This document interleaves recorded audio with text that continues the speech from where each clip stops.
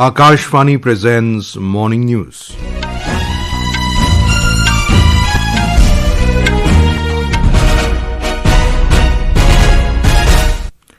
Good morning, I am Abhishek Mukhopadhyay. The headlines. Election Commission announces 17 new initiatives for upcoming Bihar Assembly Polls to be adopted nationwide later. Bihar Chief Minister Nitish Kumar to inaugurate first phase of Patna Metro rail service today to open for public tomorrow. Union Health Ministry advises states and union territories to ensure rational use of cough syrups, especially among children. At least 52 people killed in landslides and floods triggered by torrential rain in Nepal. Israel and Hamas to hold indirect negotiations in Egypt today on Gaza ceasefire plan. And in cricket, India beat Pakistan by 88 runs in the Women's World Cup clash in Colombo. Chief Election Commissioner Gyanesh Kumar has announced the introduction of 17 new initiatives for upcoming assembly elections in Bihar. Addressing a press conference in Patna, he said some of these initiatives will be implemented in the conduct of elections, while others in counting. Mr. Kumar said these measures are intended not only to enhance the electoral process in Bihar, but also to serve as models for nationwide implementation in the future. Chief Election Commissioner outlined some of the key initiatives, including a new standard operating procedure, SOP, that aims to ensure delivery of elector photo identity cards within 15 days of voter registration. Additionally, a mobile deposit facility will be available at polling booths to streamline the voting process. Bihar has become the first state in the country where every polling station will now serve fewer than 1,200 voters, following a significant move by the Election Commission aimed at easing voter access and reducing queue lengths.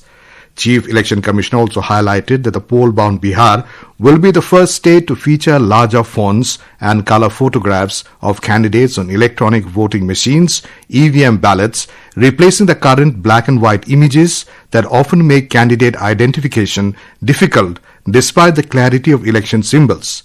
Mr. Kumar also announced that all polling stations in Bihar will have complete webcasting coverage to ensure greater transparency during the elections.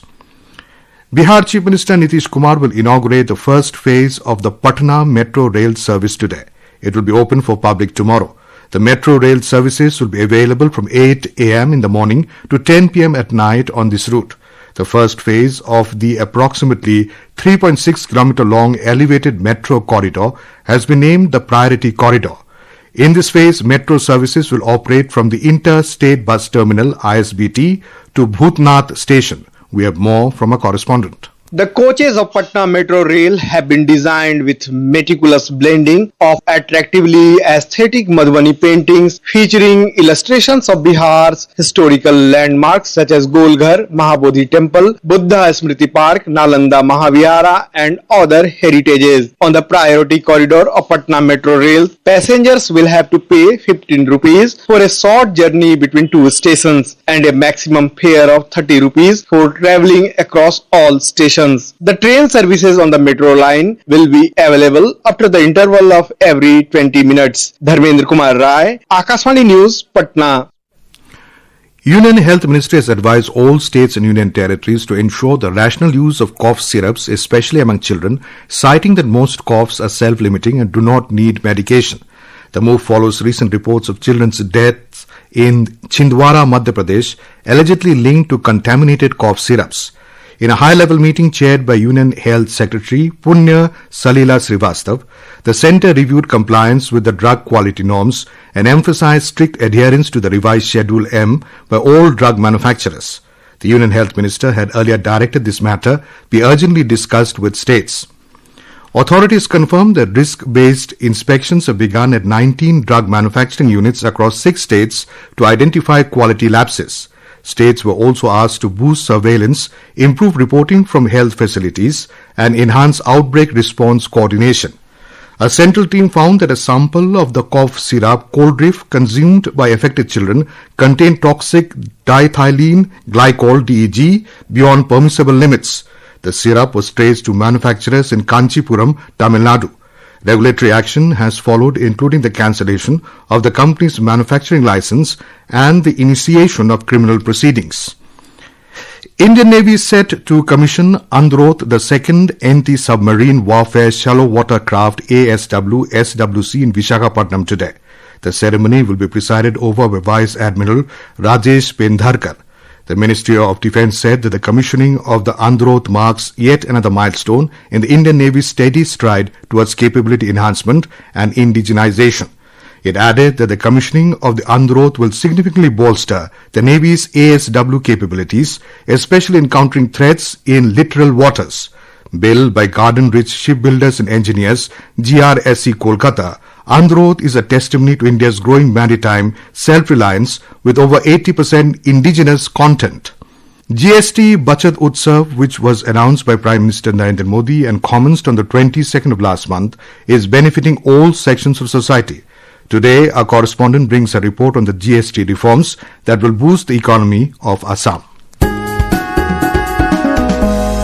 The new GST reforms is a big relief for Assam's weavers, farmers and small businesses. Under the revised rates, taxes have been reduced from several traditional and regional goods of the state. The reforms especially benefits Assam's tea industry, which now has only 5% GST, making its products cheaper and more competitive in both domestic and international markets. Assam's rich handloom and craft sector will also see major relief as GST on this sector has also been reduced to 5%. Apart from this, agricultural products such as Johar rice, Bokasol and Tejpur lychee are also now taxed at 5%. This will help local farmers improve their margins and reach larger markets. The tourism sector will also gain from this reforms as hotel rooms priced up to 7,500 rupees per night will attract only 5% GST, making Assam a more affordable destination for visitors. The next generation GST reforms seek to make product more affordable for consumers while improving earning for artisans. The reforms are designed to drive sales, safeguard employment and strengthen rural economies during the festive period and in the long run. With Samar Singh, Akshit Vaidyan for Akashvani News, Delhi.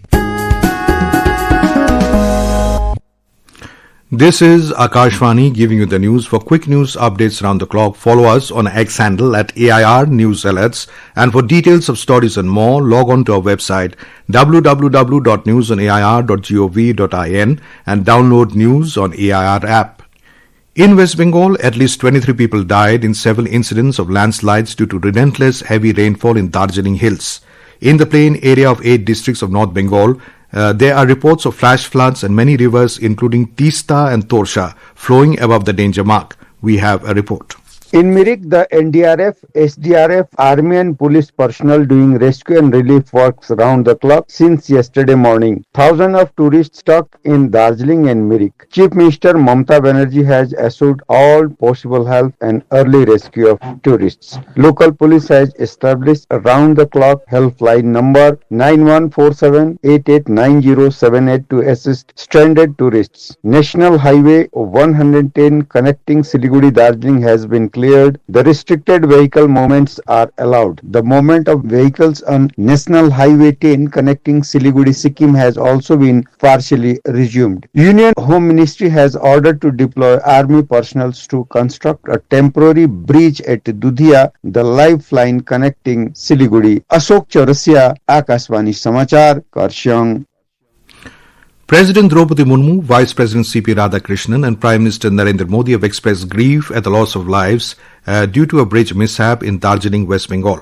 In a social media post, President Murmu said that the tragic loss of lives due to heavy rain and landslides in Darjeeling is distressing. She expressed heartfelt condolences to the bereaved families and prayed for the success of rescue and relief operations, wishing a speedy recovery to those injured. Vice President Radhakrishnan also expressed deep anguish and prayed for the speedy recovery of the injured. Mr. Modi extended his condolences and hope for the speedy recovery of those injured. He informed that the situation in Darjeeling and surrounding areas is being closely monitored in the wake of heavy rains and landslides. He expressed commitment to providing all possible assistance to those affected. In Nepal, at least 52 people have lost their lives in natural calamities over the last 3 days as the country has been experiencing incessant rainfall since Friday in most parts. 38 people died in eastern Elam district alone due to landslides. Besides human casualties, Nepal has also suffered infrastructure damage due to landslides and floods across the country. In southeastern Nepal, the Koshi River is flowing above the danger level. Weather officials said rains are likely to lash the Himalayan nation until today, and authorities said they are taking maximum care and precautions to help people affected by the disaster. Prime Minister Narendra Modi has said that the loss of lives and damage caused by heavy rains in Nepal is distressing. In a social media post, Mr. Modi said, India stands with the people and the government of Nepal in this difficult time. He said, as a friendly neighbor and first responder, India remains committed to providing any assistance that may be required. Israel and Hamas will hold indirect negotiations at the Sharm el-Sheikh in Egypt today on Gaza's ceasefire plan. Discussions will focus on the proposed exchange of hostages for Palestinian prisoners held by Israel. U.S. Secretary of State Marco Rubio called the situation the closest we have come to getting all of the hostages released. U.S. President Donald Trump has welcomed the Hamas statement, accepting some elements of the U.S. peace plan. Under the plan, Hamas would release the remaining 48 hostages, about 20 believed to be alive, within 3 days. It would give up power and disarm. And now news from the world of sports. India beat Pakistan by a huge margin of 88 runs in their Women's World Cup cricket clash in Colombo last night. Having set a target of 248, India bowled Pakistan out for just 159. Kranti Gaur was the pick of the Indian bowlers, scalping 3 wickets. With the bat, Harleen Deol's 46 and Richa Ghosh's 20 ball 35 powered India to a respectable total. The victory gives India a 12-0 head-to-head lead against Pakistan in women's ODIs. With the win, India moved to the top of the points table with 2 victories in as many matches. India will take on South Africa at Visakhapatnam on Thursday. In badminton, Indian shuttlers have won both women's singles and men's doubles titles at All-End Masters 2025 in Abu Dhabi yesterday. In men's doubles, the Indian duo of Hariharanam Sukranan and Arjun Emma defeated Indonesia's Raymond Indra and Nicholas Huaquin in the finals in straight sets. Earlier, rising Indian shuttler Shreyanshi Walishetty won women's singles trophy. In an all-Indian final, Shreyanshi defeated her compatriot Tasneem. And in World Para-Athletic Championships in New Delhi, India wrapped up its campaign with 22 medals, which include 6 gold, 9 silver and 7 bronze. 7 Indians were in action on the final day yesterday. Simran Sharma took silver in 200 meters T12 and Preeti Pal bagged silver in 100 meters T35. Both clinched their second medal of this edition. Paralympic champion Navdeep bagged a silver in javelin throw F41 while Sandeep won a bronze in 200 meter T44. Yashasvi Kiryal, Akashvani News, Delhi.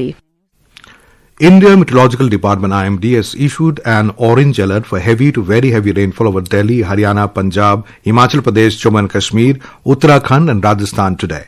According to IMD, parts of northeastern states, Sub-Himalayan West Bengal, Sikkim, Tamil Nadu, Puducherry, Karaikal and West Uttar Pradesh are expected to receive moderate to heavy rainfall to the next 2 to 3 days. And now for a look at today's newspapers, it's over to Renu Kataria. Thank you, Abhishek. Devastating rains in West Bengal and neighbouring Nepal, rising casualties due to spurious cough syrup in Madhya Pradesh, Chief Election Commissioner announcing new initiatives ahead of Bihar Assembly elections, and External Affairs Minister Dr. S. Jaishankar drawing red lines in trade negotiations with the US are the lead stories in most newspapers. Hindustan Times, in an exclusive story, reports India targets Russia deal for 5 more S-400 missile air defense systems. Russia stays top oil supplier in September despite US pressure, reads the lead headline in the Hindu business line. Financial Express reports surplus rains hit Kharif crops, output may fall, Maharashtra, Punjab and Rajasthan worst affected. And finally, Economic Times, in an exclusive story, reports 2 senior union cabinet ministers set to meet top Tata Group officials amid mounting concerns over infighting. And with that, it's back to you, Abhishek. Thank you, Renu. And now, before we end the bulletin, the headlines once again. Election Commission announces 17 new initiatives for upcoming Bihar Assembly polls to be adopted nationwide later.